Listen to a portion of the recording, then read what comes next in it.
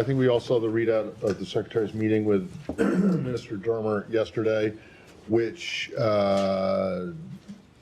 didn't really say a whole lot. So I'm just wondering if you can expand on whether you guys think that, or whether you have made an assessment that Israel is meeting the criteria that was set out in the letter. Sure. So I'm sorry that you found it unsatisfactory, but No, I didn't say it was unsatisfactory. I just said it didn't say a whole lot. let me make a couple of points. So over the past 30 days, Israel has taken a number of steps to address the measures laid out in the letter that Secretaries Blinken and Austin sent earlier in October.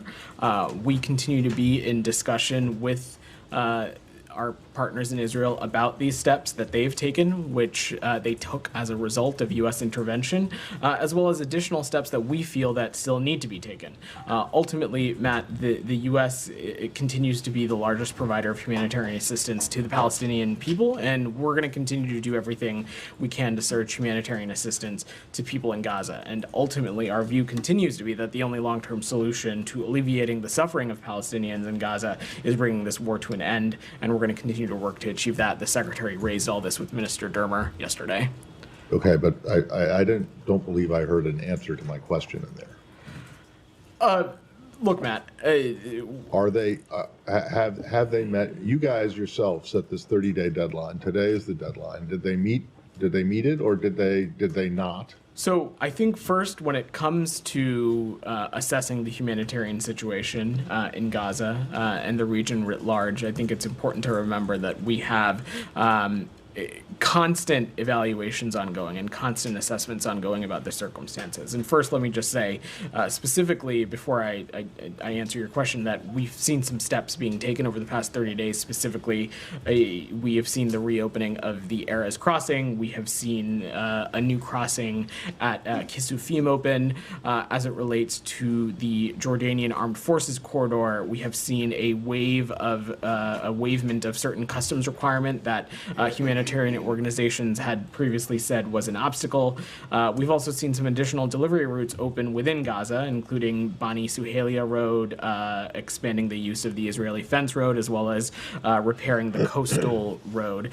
We've also seen some deliveries resume and restored in the north, first to Gaza City, and in this most recent week to areas surrounding Jabalia.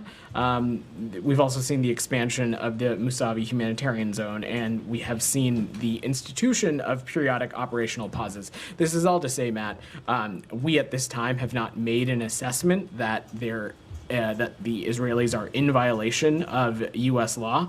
But most importantly, we are going to continue to watch how these steps that they've taken, how they are being implemented, how that they can be continued to be expanded on. And through that, we're going to continue to assess their compliance with U.S. law. We've seen some progress being made. We would like to see some more changes happen. We believe that had it not been for U.S. intervention, these changes may not have ever taken place. But most importantly, we want to see continued progress. And that's what we're looking for. All right. So essentially, there isn't going to be any consequence for Israel not meeting the.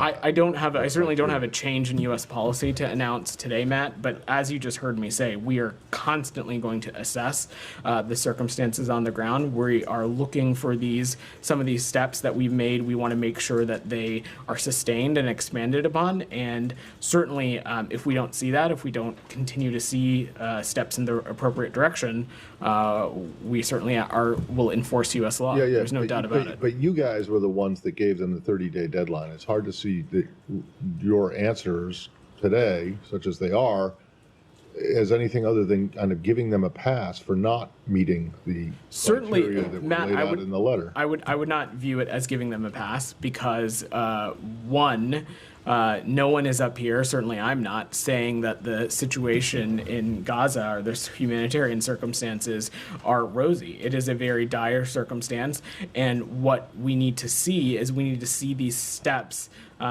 acted on. We need to see them implemented. And the ultimate hope is that through these steps, some conditions have been created in which we can see things like additional aid, additional food trucks, additional measures being taken that ultimately will be beneficial to the Palestinian people in Gaza. That's what we aim to see. And as you've heard me say, and as you've heard Matt and the Secretary say previously, if we don't see steps being taken, we of course will appropriately enforce U.S. law. But Correct today, me if I'm wrong, isn't that what you guys said a month ago?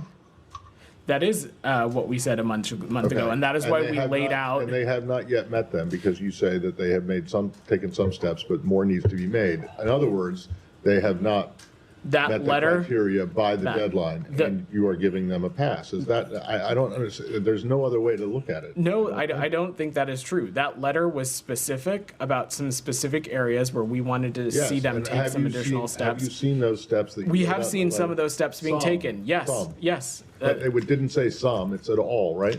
Matt, the point is, more than any singular step, we outlined a number of steps that we wanted to see taken.